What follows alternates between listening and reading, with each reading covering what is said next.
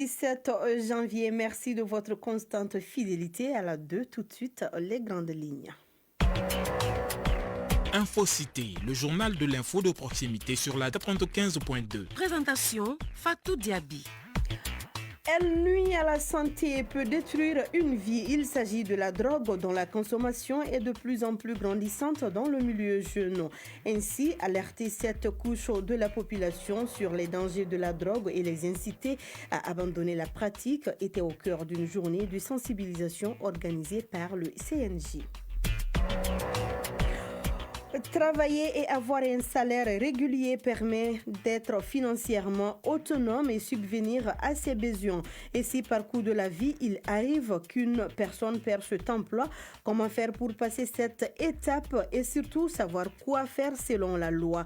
Des explications à suivre avec Fanta Traoré. Et l'actualité internationale nous conduira au Sénégal où le président Bassirou Diomaye Faye promet une grande réforme de la justice. Nous irons également au Nigeria où 9 soldats ont trouvé la mort dans une attaque de Boko Haram. Dames et messieurs, en vous espérant en santé, bonjour et bienvenue aux informations sur la 2. Tout de suite, les détails.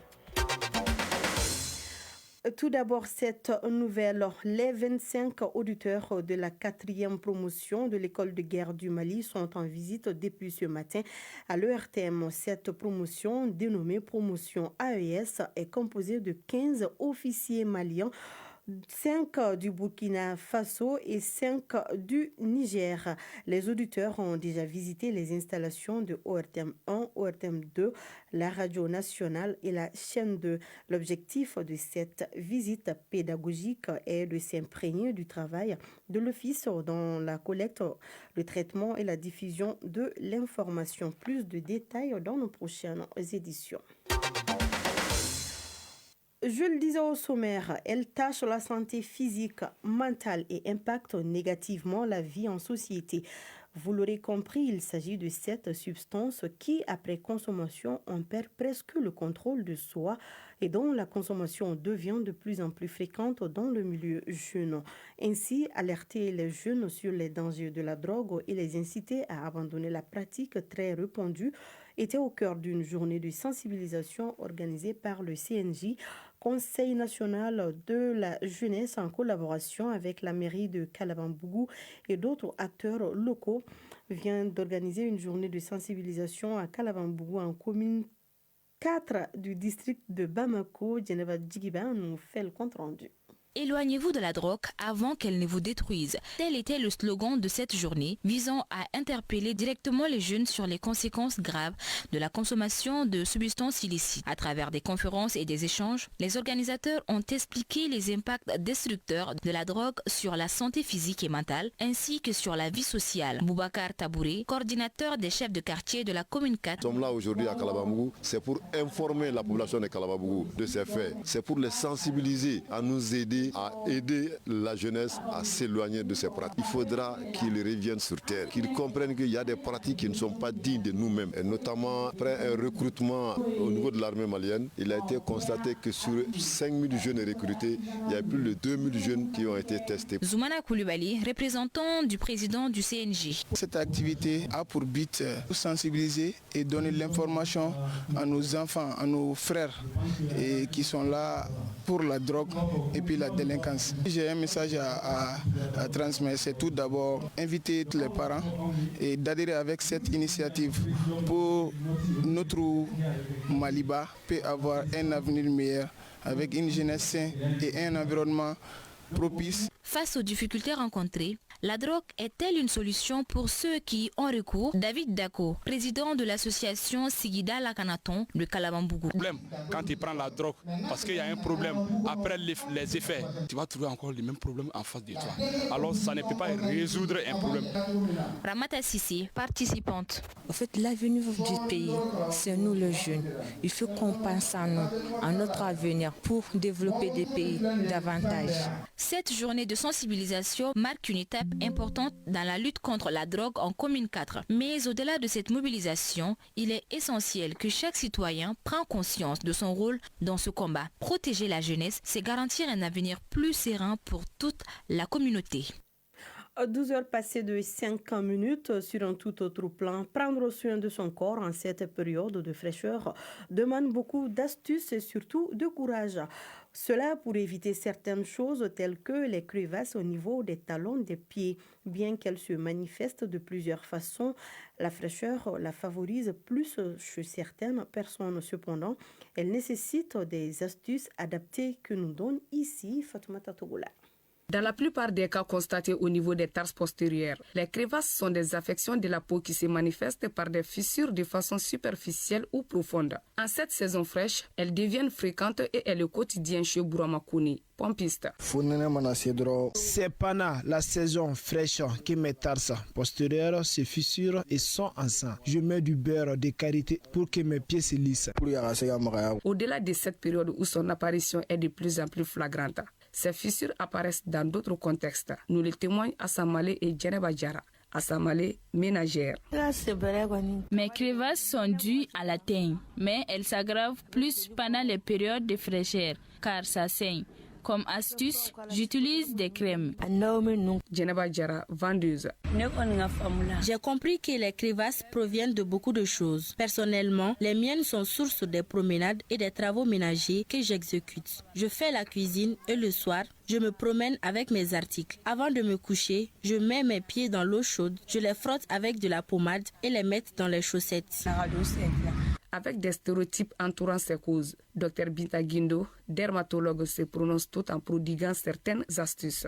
Parmi ces facteurs favorisants, il y a le manque d'hygiène, le vent, le froid, les intempéries, le frottement quotidien du pied. Il y a certaines pathologies dermatologiques comme l'eczéma, le psoriasis. La teigne, c'est une affection différente. Les astuces, il faut se protéger les talons, il faut porter des chaussettes, des chaussures fermées. Il faut s'hydrater de façon régulière. Il faut utiliser des savons sur gras, le beurre de karité, des crèmes répidantes sur grasse. Servons-nous de ces témoignages pour un entretien sain afin d'éviter les crevasses, surtout en cette saison de fraîcheur. Parlons à présent de l'Association des stylistes couturiers pour le développement de la mode africaine qui organise le 8 février prochain au CICB le Baobab d'Or, une soirée de défilé de mode, valoriser le tissu africain et qui réunira plusieurs stylistes de la sous-région est le thème choisi. Pierre Diop, président de l'association, nous donne des explications au micro de Samba Sanogo.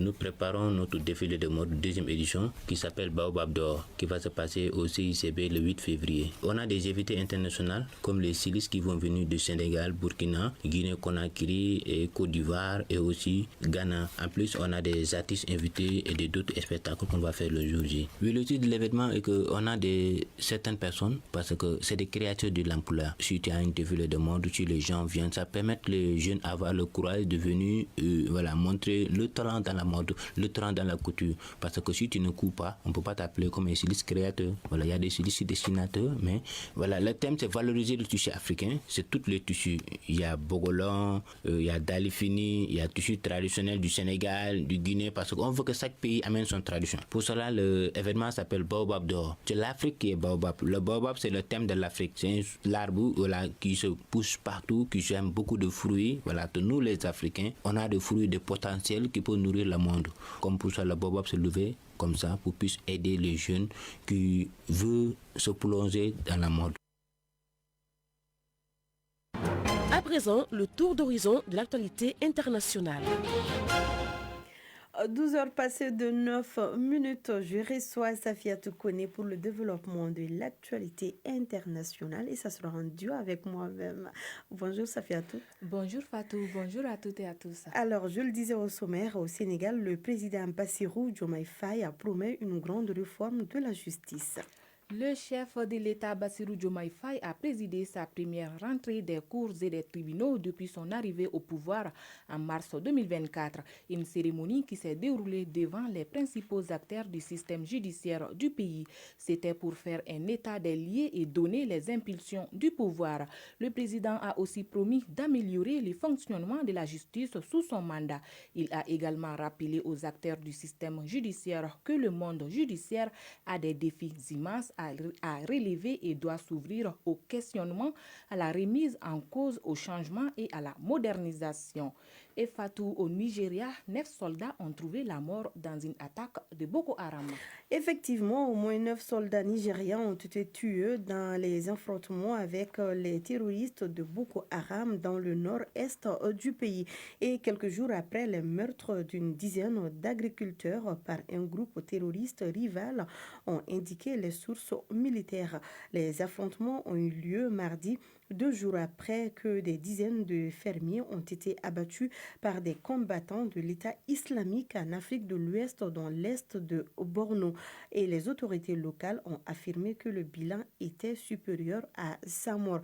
Et pendant ce temps au Kenya, un ministre accuse les services de renseignement d'avoir enlevé son fils Safiatou. Tout à fait, un ministre accuse les services de renseignement d'avoir enlevé son fils en juin dernier à Nairobi. Son témoignage donné à la direction des affaires criminelles en début de semaine a été rendu public. Justin Maturi est le premier membre du gouvernement à dénoncer publiquement un enlèvement dans son entourage. Alors que les accusations de kidnapping se multiplient depuis plusieurs mois, Justin Maturi affirme avoir contacté plusieurs hauts responsables de la police et du gouvernement pour retrouver son fils. Il aurait finalement eu confirmation par un de ses contacts qu'il était détenu par les services de renseignement. Et pour terminer, Fatou, en Afrique du Sud, les autorités sont accusées d'avoir laissé mourir 87 mineurs. Effectivement, les autorités sud-africaines sont confrontées à une vague d'indignation après leur gestion critique d'une crise impliquant des mineurs illégaux piégés dans une mine d'or abandonnée au sud-ouest de Johannesburg. Le bilan humain s'élève à au moins 87 morts et des accusations de négligence planent sur les responsables. Durant des mois, les autorités ont refusé d'intervenir et qualifiant les mineurs de criminels. Ils ont choisi de les déloger en coupant leur accès à la nourriture et à l'eau. Des membres de la communauté, alarmés par l'inaction des autorités, ont pris l'initiative de lancer des tentatives de sauvetage. Ça fait tout. Ok Fatou, c'est ce qui fait l'essentiel de l'actualité internationale dans ces pays. Merci beaucoup Safiatou, on se dit à vendredi prochain s'il plaît à Dieu. Inch'Allah et bonne suite des journaux. Merci, retour à présent à la maison. Je le disais au sommaire, perdre son emploi peut être un moment difficile pour quelqu'un qui s'est habitué à prendre une revenu à la fin de chaque mois et peut également avoir des répercussions considérables sur l'ensemble des parties prenantes. Les raisons sont à la fois financières, sociales, juridiques et peuvent affecter durablement l'entreprise et ses salariés, nous explique Fanta Traoré. Si subvenir à ses besoins est une nécessité pour l'homme, certainement travailler aussi l'est. Cependant, parfois la situation devient compliquée quand l'homme finit par perdre son emploi. La question à se poser est quelles peuvent être les raisons de la perte d'emploi d'un homme. Mamadou Haïdara, cadre en ressources humaines, nous fait part d'une anecdote. Licenciement pour motif économique par exemple, moi je peux vous dire que moi-même j'ai été frappé par ce type de perte d'emploi. Il y a de cela 2 ans où j'étais chef du département ressources humaines dans une grande ONG internationale de la place au Mali. Il se trouve que le Mali et le gouvernement français étaient en désaccord par rapport à un certain nombre de points, parmi lesquels il y avait les financements. Le gouvernement malien a jugé nécessaire d'annuler les financements français. Et malheureusement, j'ai perdu mon emploi il y a de cela 2 ans. Dr Bouré Makone, chercheur au sein de l'Institut économique rural, nous explique les différentes raisons qui pourraient conduire l'homme au chômage. La première raison, ça c'est lié à des problèmes financiers au sein de l'entreprise. c'est-à-dire lors des restructurations, cela peut entraîner des pertes d'emploi. Il y a aussi la faillite. Quand l'entreprise part en faillite aussi, ça peut entraîner aussi des pertes d'emploi. Autre chose aussi, cas de faute grave de la part d'un emploi aussi, cela aussi peut entraîner des pertes d'emploi au sein de l'entreprise. Toutefois, que disent les textes par rapport à ces phénomènes? Plus de précisions avec Jean-Martyr Sidibé, administrateur civil. Dans le statut général de la fonction publique, dans l'article 120, il est dit ceci: un fonctionnaire peut être licencié d'office. Donc dans les cas suivants, le fonctionnaire qui vient à perdre la nationalité malienne ou ses droits civiques, le fonctionnaire qui, ayant bénéficié d'une mise en disponibilité, n'a pas sollicité le renouvellement de celle-ci ou sa réintégration dans les 3 mois qui suivent la date d'expiration de la mesure précitée. Ensuite, nous avons un troisième point: le fonctionnaire qui a été condamné par une juridiction nationale à une peine criminelle ou à une peine correctionnelle expressément assortie de l'interdiction d'exercer un emploi public. Et enfin, le quatrième point,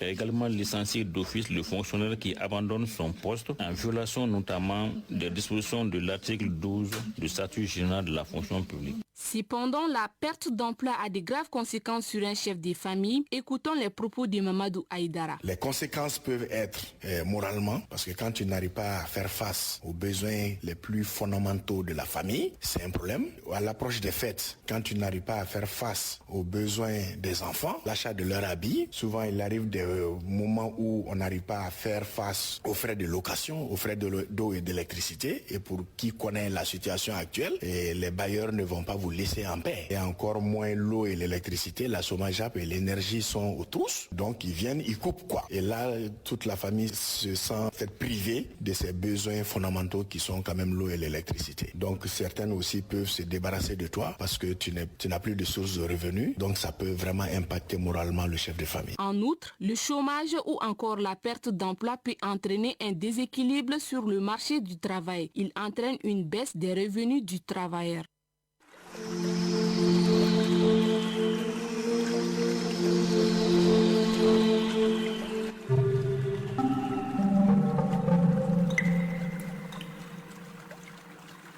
À 12h passé le 17 minutes, le thermomètre affiche sur Bamako et environ 25 degrés Celsius. La maximale sera de 28 degrés Celsius et le soleil finit sa course à 18h passé de 27 minutes.